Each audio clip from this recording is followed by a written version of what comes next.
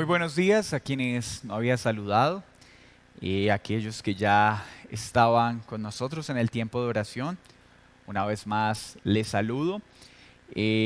Bienvenidos entonces a este tiempo de enseñanza, una enseñanza dominical, no al culto público, no a la reunión congregacional, porque no estamos reunidos como un solo cuerpo, pero sí a la meditación de la palabra del Señor en este precioso día que sigue siendo el santo día del Señor, el primer día de la semana. Y le pido que me acompañe en su Biblia, por favor, a Primera de Pedro, capítulo 2, versículo 24. Primera de Pedro 2, 24. Quien llevó él mismo nuestros pecados en su cuerpo sobre el madero, para que nosotros, estando muertos a los pecados, vivamos a la justicia, y por cuya herida fuisteis sanados. Leámoslo nuevamente. Quien llevó él mismo nuestros pecados en su cuerpo sobre el madero, para que nosotros, estando muertos a los pecados, vivamos a la justicia, y por cuya herida fuisteis sanados. Señor, gracias por el precioso evangelio. Gracias por este precioso pasaje que nos recuerda lo que tú, Jesucristo amado, hiciste en favor de los pecadores.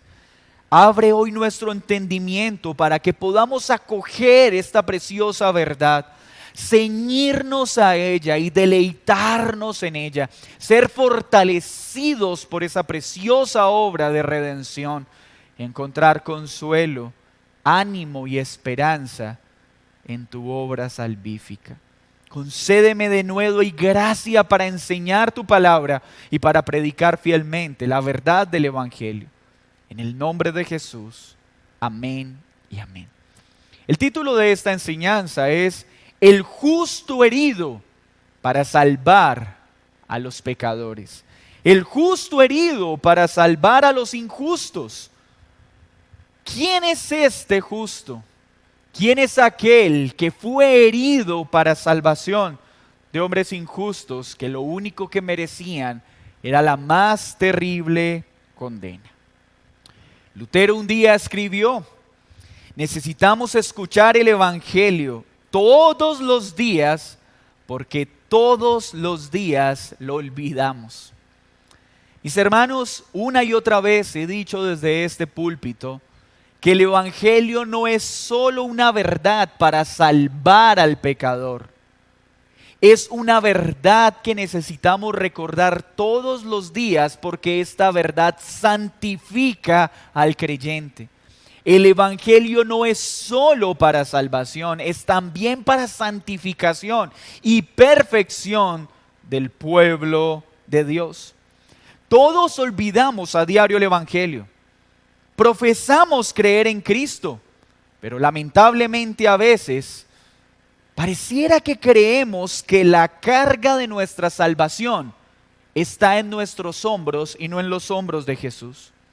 Al igual que los israelitas, somos rápidos en olvidar quién es Dios y lo que Él ha hecho por nosotros. Con demasiada rapidez lo olvidamos. Esto resulta en vidas que profesan amar a Dios, pero que en realidad sirven a otros ídolos, a otros dioses. Tal vez podamos expresar el Evangelio con nuestras palabras, pero muchas veces nuestras vidas muestran que el Evangelio no nos ha cautivado por completo.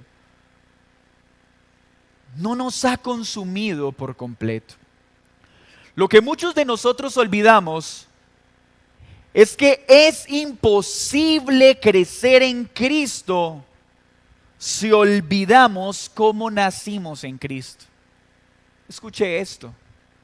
Es imposible crecer en Cristo si olvido lo que Jesús hizo para yo poder nacer de nuevo.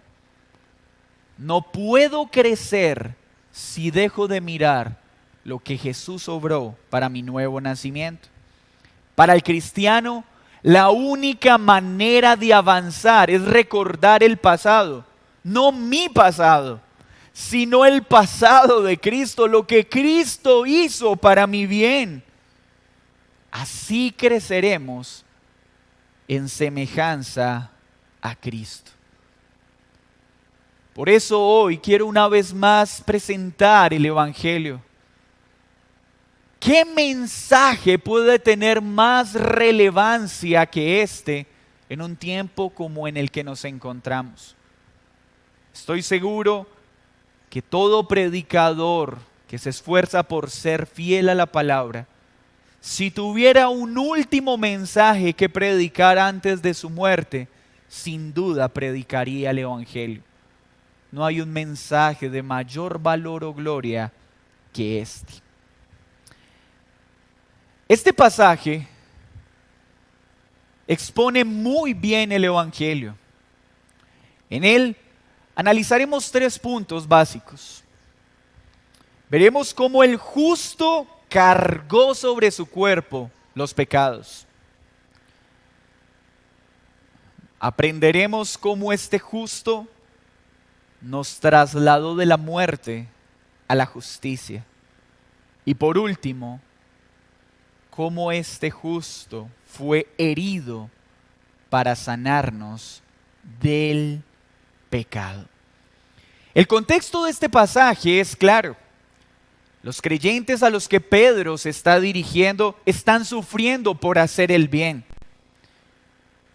Pedro entonces habla a su audiencia para dirigir la mirada de ellos, la mirada de estos afligidos hermanos al mejor lugar de consuelo, al mejor lugar para que aquel hombre que está experimentando sufrimiento encuentre consuelo, encuentre nuevas fuerzas. Al lugar donde Pedro dirigió entonces la mirada de su audiencia fue a Cristo en la cruz del Calvario. Y para hacerlo, trae a memoria de su audiencia a Isaías 53, la más vívida y gráfica descripción de los padecimientos de Jesucristo en favor de las convalecientes almas pecadoras. Pues sus sufrimientos culminaron en nuestra salvación.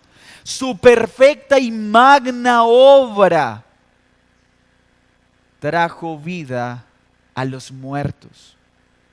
Y al mirar esta obra redentora, toda alma encontrará vida, consuelo, esperanza para estar firme en el sufrimiento. Sé que el contexto directo de este pasaje tiene que ver con una palabra de ánimo a un pueblo que estaba sufriendo para hacer el bien. Pero aprendo también de Pedro que el Evangelio, que mirar a Cristo en aquella cruz, siempre será la mayor fuente de consuelo para el alma que sufre, sea cual sea la circunstancia. Es ahí donde hay nuevas fuerzas, es ahí donde hay perdón, es ahí donde hay vida, es ahí donde nuestra alma es avivada, es ahí donde tenemos que ir cada vez que nuestras fuerzas se debilitan, a la obra perfecta de Jesucristo en aquella cruz. Pedro empieza diciendo entonces que Él llevó nuestros pecados. ¿Quién es este que está mencionando Pedro? ¿Quién es aquel que tenía la facultad y el poder para tomar los pecados de un pueblo sobre sí? ¿Quién? Es Jesucristo. No olvide lo que significa este glorioso nombre, Jesús, el que perdona los pecados de un pueblo. Y Cristo, el Mesías, el ungido para salvar. Jesucristo es el Salvador que Dios envió para liberar un pueblo de sus pecados. Para esto fue escogido. Y es que Pedro menciona para animar al pueblo en medio del sufrimiento. Pedro mismo en el versículo 22, y acompáñeme en su Biblia, toca más detalles acerca de quién es este que cargó nuestros pecados. Dice que este no cometió pecado en el verso 22, ni se halló engaño en su boca. Jesucristo es el único que ha habitado en este mundo sin cometer pecado. Él no pecó ni de pensamiento, ni por obra, ni por omisión. No hizo ninguna clase de mal y siempre, cada día de su vida, hizo el bien que tenía que hacer. En él no hubo engaño alguno. Todo lo que dijo y prometió es verdad y se ha cumplido fielmente. Enfrentó las mismas tentaciones que nosotros afrontamos, pero en ninguna de ellas cedió. Se mantuvo puro y sin mancha. Donde el primer Adán pecó, nuestro segundo Adán permaneció firme.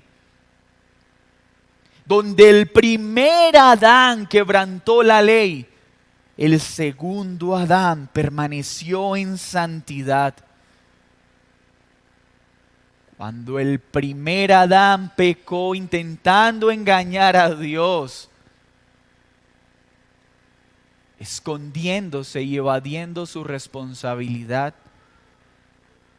el segundo Adán siempre habló verdad y sin engaño.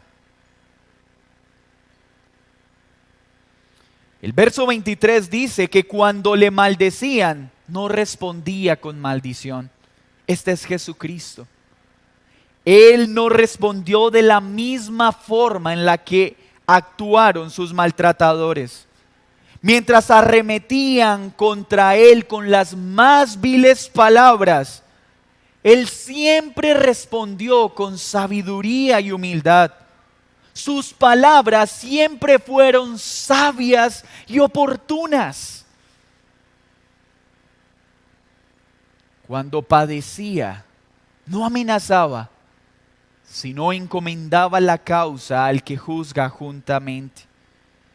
En medio de sus padecimientos, hermano, acompáñeme un momento a aquel lugar. Mientras Jesús estaba en la cruz, mientras Jesús venía afrontando los más terribles padecimientos, teniendo toda la autoridad para enviar una corte de ángeles a que destruyera todo, teniendo la autoridad para que con una sola palabra de su boca todo fuera consumido por el fuego, guardó silencio y encomendó su causa a Dios Padre.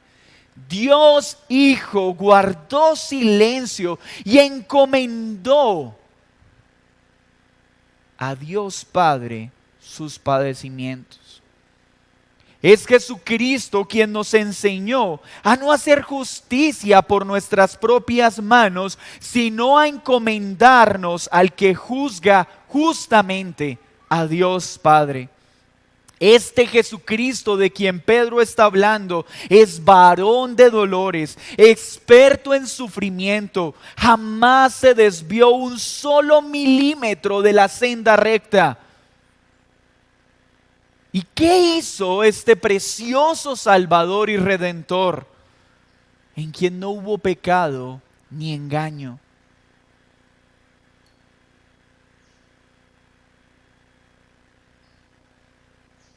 Llevó los pecados sobre su propio cuerpo. Pero no es Dios. No pudo haber hecho que otro muriera en lugar de él. La segunda persona de la Trinidad no pudo haber escogido otro hombre, levantar un Elías, un Moisés para este sacrificio. No podía delegarse esta función a nadie más. El Padre, el Hijo y el Espíritu Santo, el Consejo Trinitario, estableció cuáles eran las cualificaciones de aquel que podría perdonar pecados. Y estas cualificaciones solo las cumplía Jesucristo. Solo Él podía ser el redentor de un pueblo. Por eso la segunda persona de la Trinidad tenía que encarnarse en un cuerpo de carne y hueso. Nadie más ha poseído ni poseerá los requisitos para salvar a pecadores, porque solo Jesucristo es totalmente Dios y totalmente hombre. Solo Él es rey, profeta y sacerdote. Solo Él poseía las cualidades para ser nuestro sustituto y complacer de manera perfecta todas las justas demandas de un Dios santo. Por eso le fue preparado un cuerpo para llevar sobre sí nuestro pecado. Por eso estamos seguros de que Jesús no era un holograma. Era un cuerpo de carne y hueso, dos naturalezas en una sola persona. Hombre y Dios. Y solo alguien con estas cualificaciones podría salvar a los pecadores. Por eso era necesario que el Hijo de Dios se encarnara, viniera a habitar en medio de nosotros. Porque era necesario que un cuerpo de carne y hueso recibiera el justo castigo de la ira santa de Dios sobre sí. Además dice el texto que Jesús lo hizo de manera voluntaria. No fue una tarea que se le asignó contra su voluntad. Fue un acto de voluntario amor. El Padre lo envió. Él voluntariamente se entregó sobre su humano cuerpo. Escuche esto. Su cuerpo de carne y hueso tomó sobre sí nuestros pecados. Cada violación a su santa ley, cada mentira, cada homicidio, cada adulterio, cada crimen, cada perversión que cometimos, Él la tomó sobre su cuerpo. Piense por un momento en todas las maldades cometidas. Piense por un momento en todos los pecados cometidos contra la palabra de Dios y contra su santa persona. Cada uno de ellos, cada uno de los pecados de sus escogidos fueron puestos sobre su cuerpo. Todos, hermanos. Todos los tomó sobre su cuerpo. El Cordero sin pecado, en el que no había engaño, en el que no hubo maldad, cargó todo el peso de los pecados de aquellos que Él redimiría. Creyentes del pasado, del presente y del futuro. Su cuerpo sin pecado era el único apto para servir de transporte de los pecados ajenos. Solo este cuerpo podía soportar tal peso, porque aunque era un cuerpo totalmente humano, en esa misma persona también estaba la deidad.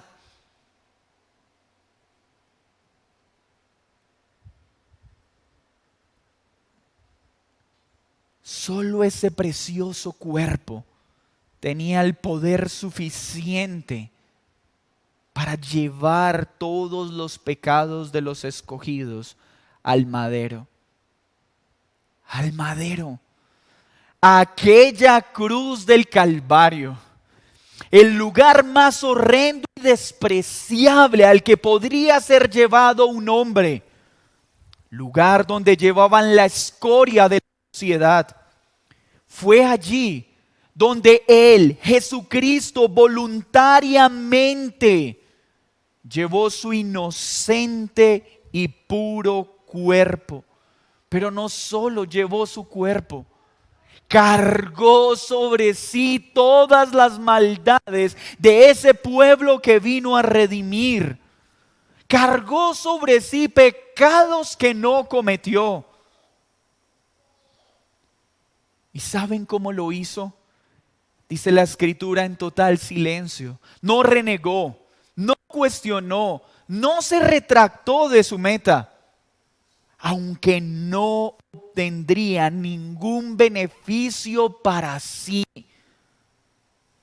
Jesucristo tomó sobre su cuerpo los pecados de un pueblo para salvar a pecadores, para beneficiar a pecadores, porque Él no adquirió nada que no tenía antes, porque Él es Dios.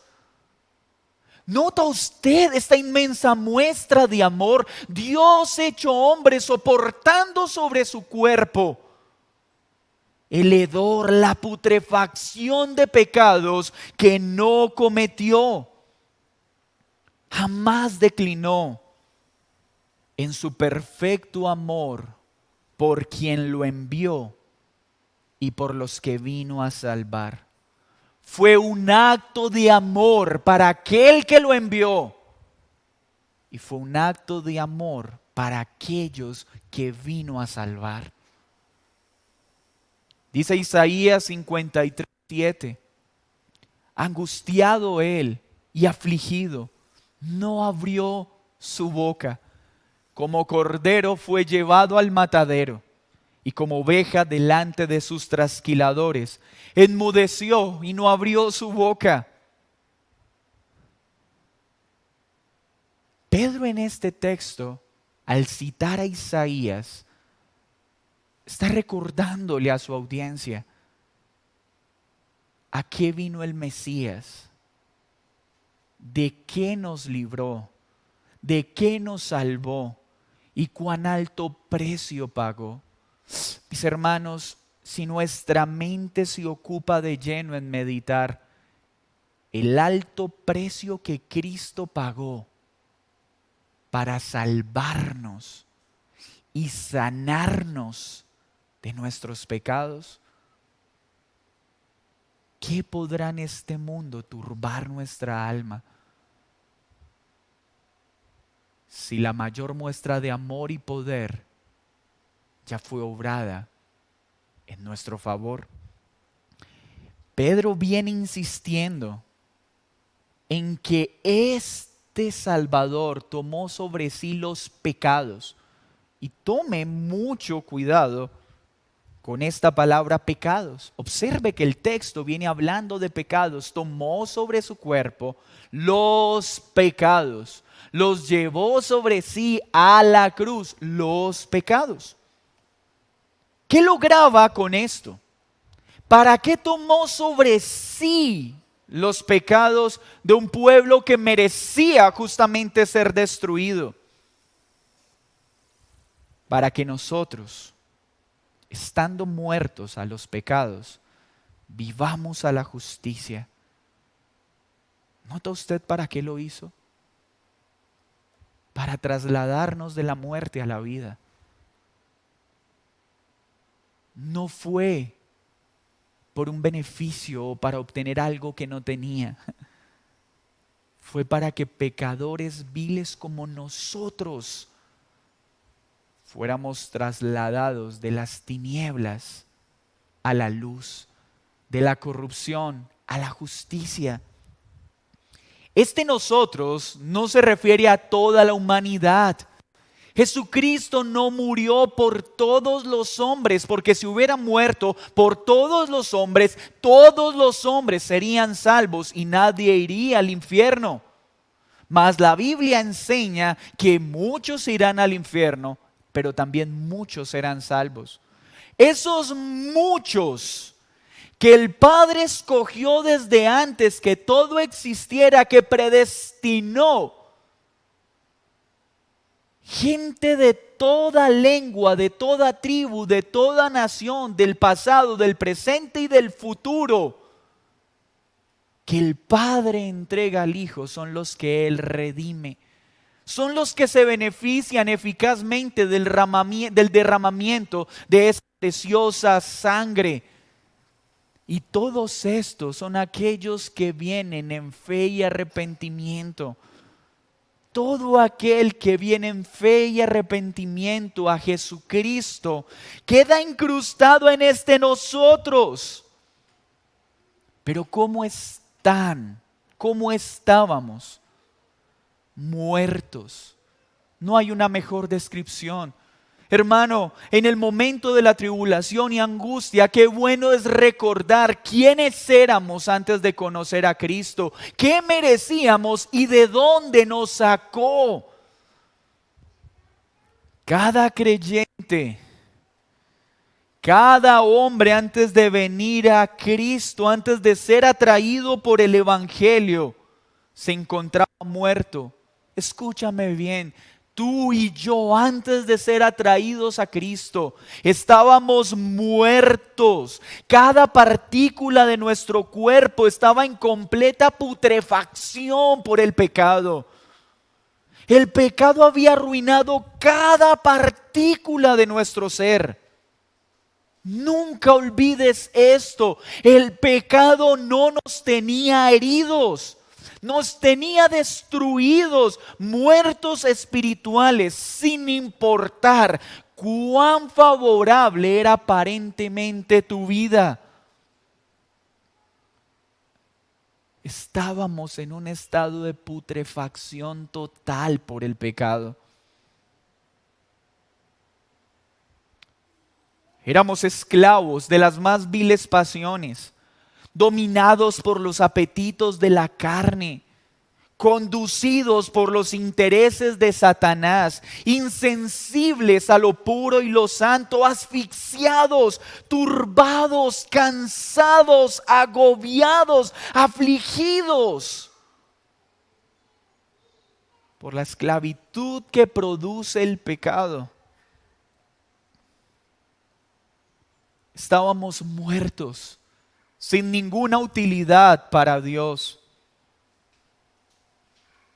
Muertos espiritualmente, absorbidos por el orgullo y la maldad, arrastrados por nuestros inútiles razonamientos, avanzando con pasos firmes hacia la más terrible condenación.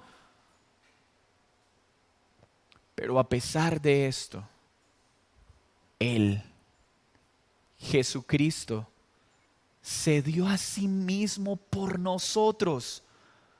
Soportó este terrible peso del pecado sobre sí, para que ahora vivamos en justicia.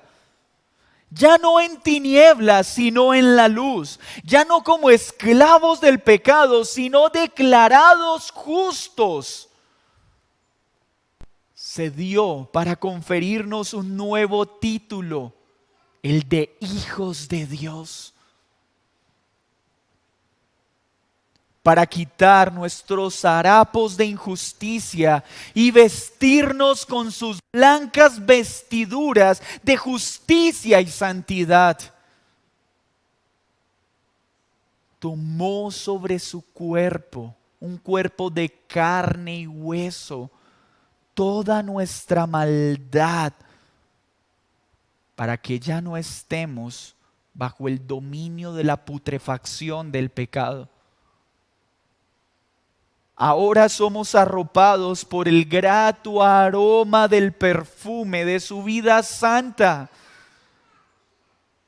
Cuando Dios se acerca a nosotros, ya no percibe el hedor de la putrefacción del pecado que nos dominaba. Ahora huele el aroma grato de la vida santa y perfecta de nuestro Señor Jesucristo. Ese es el aroma que emanamos por los méritos de Cristo. Nunca piense que por los nuestros.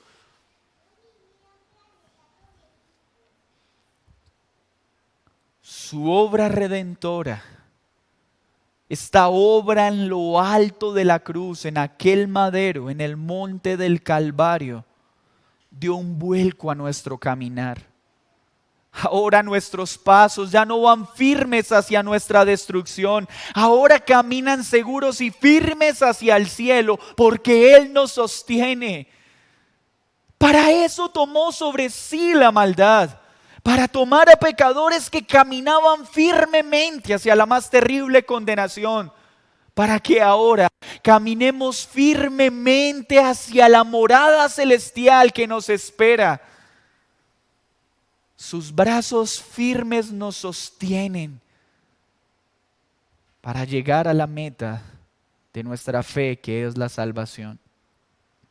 Pero dice Pedro, fue su herida por la que fuimos sanados. ¿Y por qué lo dice en singular? ¿Cuál herida? ¿Sanados de qué? Jesús afrontó innumerables dolores. La noche en Getsemaní, la hematoidrosis hizo que sudara gotas de sangre. Fue tal el peso del pecado, de aquello que tenía que afrontar, encontrarse con la justa ira de un Dios santo, que su piel sudó sangre, debilitándolo de tal forma que bastaba con que un dedo rozara su piel para que su piel se desprendiera por completo. Fue abofeteado, azotado como el peor de los bandidos siendo inocente. Cada azote desgarró su piel con la misma facilidad que un dedo desgarraría sus carnes por la debilidad que tenía. Fue hecho pedazos en su carne.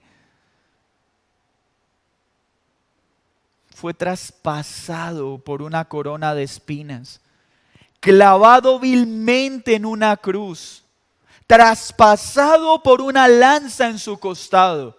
Sin duda, todas estas heridas las soportó para sanarnos. Pues dice Isaías 53:5, mas el herido fue por nuestras rebeliones, molido por nuestros pecados. El castigo de nuestra paz fue sobre él. Nuestra paz requería que él recibiera el más horrendo castigo. Por su llaga fuimos curados. Y ya veremos esta parte. Estas heridas sin duda obraron para nuestra bien. Pero fue esta la herida más importante por la cual Jesús fue turbado en su alma aquella noche en Getsemaní. ¿Será que Dios, hecho hombre, sería turbado en su naturaleza humana por los sufrimientos que padecerían manos de los hombres? Sin duda, esa no era la herida que más perturbó su alma aquella noche. Pues la herida por la cual seríamos sanados sería la que ocasionaría realmente la muerte del Salvador. Y esta herida fue la que ocasionó la justa ira de un Dios santo, santo, santo, moliendo por completo su humanidad por causa de todos los perversos pecados que Él voluntariamente tomó sobre sí. Esa fue la herida que trajo sanidad, que trajo paz a pecadores como nosotros. Ira que fue descargada justamente con toda vehemencia sobre aquel Cordero que voluntariamente tomó sobre sí los pecados. Y así tenía que ser, porque la condenación, la paga del pecado era muerte, condenación eterna. Fue ahí en el madero cuando toda la ira de Dios fue descargada sobre los pecados que estaban en Jesucristo, quedando así saldada nuestra deuda y propiciada perfectamente la ira de Dios. Satisfizo plenamente la ira, quedando saldada nuestra deuda para siempre. Como consecuencia de esto, fuimos curados, fuimos sanados. ¿Pero sanados de qué? De la enfermedad que aqueja nuestras almas, del pecado. Es esto lo que está en la mente del profeta Isaías cuando escribió Isaías 53. Y es lo que está en la mente de Pedro cuando escribió estas palabras. Sanados del pecado, porque esa es nuestra enfermedad. Y Pedro clarifica muy bien lo que Isaías profetizó. Por eso Pedro dice, Jesús en la cruz nos sanó ¿de qué? Del pecado. Él viene hablando de pecado. Él no está hablando de enfermedades físicas, hermanos. Si el problema del hombre hubiera sido su salud, pues Dios no hubiera enviado un redentor, sino un médico. Cristo se entregó en una cruz no para sanarnos de las enfermedades físicas, sino para librarnos de la enfermedad del alma, la cual se llama pecado. Porque es esta enfermedad la que destruye todo en nuestro ser. Es la que pudre cada partícula de nuestra humanidad.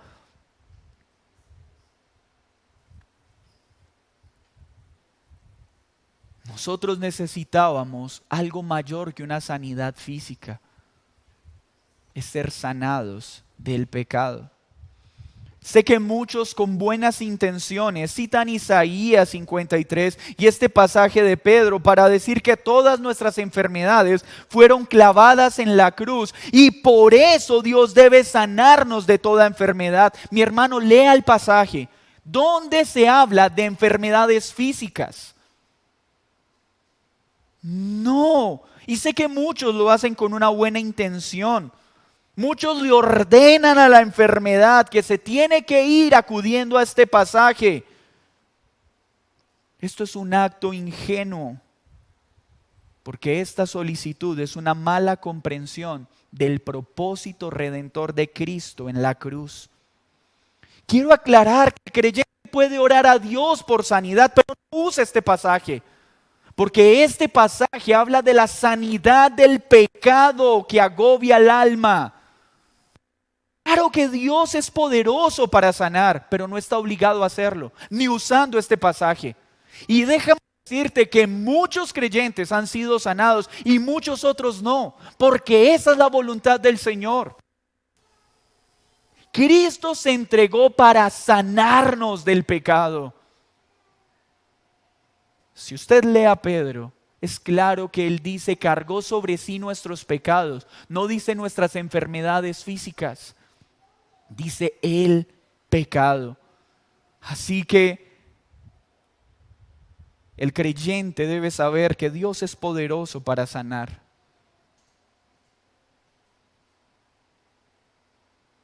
Pero la sanidad más grande obrada por Dios en Cristo Jesús fue el sanar a pecadores del pecado. ¿Nota usted qué belleza lo que Pedro entonces le recuerda a su audiencia? Hermanos, ¿están sufriendo? Por favor, miren al varón de dolores y sufrimientos. Estás abatido, tu carne está debilitada. Por favor, eleva tu mirada al monte del Calvario y recuerda lo que Jesucristo hizo. Tomó sobre su cuerpo de carne y hueso pecados que no cometió, perversos y horrendos pecados, hediendo a putrefacción, y lo hizo por amor a Dios Padre que lo envió y por amor a los pecadores que vino a redimir. venir, para que con esto pecadores como nosotros fuéramos trasladados de las tinieblas a la luz. Ya no estemos más muertos, sino que ahora caminemos en justicia, porque con su herida, cuando la ira santa de Dios lo molió por completo, fue saldada la deuda y fuimos librados del poder del pecado y la condenación eterna. Es ahí donde está nuestro consuelo, porque ya la muerte no podrá retenernos, porque hay una morada celestial que nos aguarda, porque en este mundo afrontaremos males temporales, pero ya tenemos nuestra mayor provisión eterna, a Jesucristo, nuestro Redentor, nuestro Salvador. Así que este es un buen tiempo para que miremos a la cruz, recordemos el Evangelio. ¿Qué mayor muestra de amor puedes buscar en el pasado para encontrar consuelo en el presente? ¿Qué mayor muestra de poder quieres ver para confiar en que Dios gobierna soberanamente sobre todo? Claro que podemos ir a ver cómo Dios con mano poderosa rescató a Israel de Egipto. ¿Cómo abrió el mar en dos? Claro que encontramos consuelo al ver que Él calma las tormentas, sana a los enfermos, trae a la vida a los muertos, expulsa a demonios. Pero ninguno de estos hechos se equipara a la manifestación poderosa y amorosa que se hizo evidente en la cruz del Calvario en favor nuestro. Es ahí donde está tu consuelo. Mis hermanos, nuestra alma se está turbando en este tiempo de dificultad. Ve al Evangelio y recuerda lo que Cristo obtuvo para ti. Recordemos lo que Cristo obtuvo para su iglesia.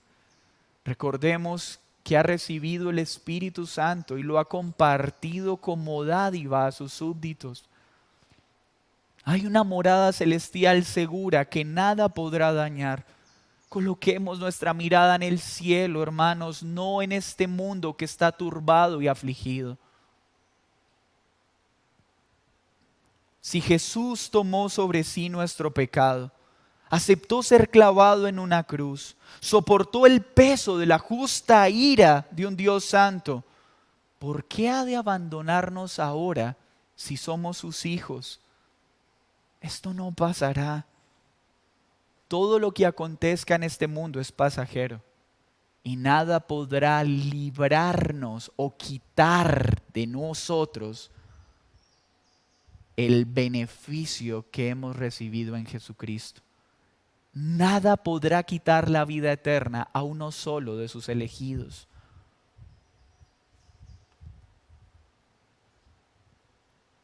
Este mundo y Satanás solo puede privarnos de bienes temporales, mas nuestro bien supremo está en Cristo.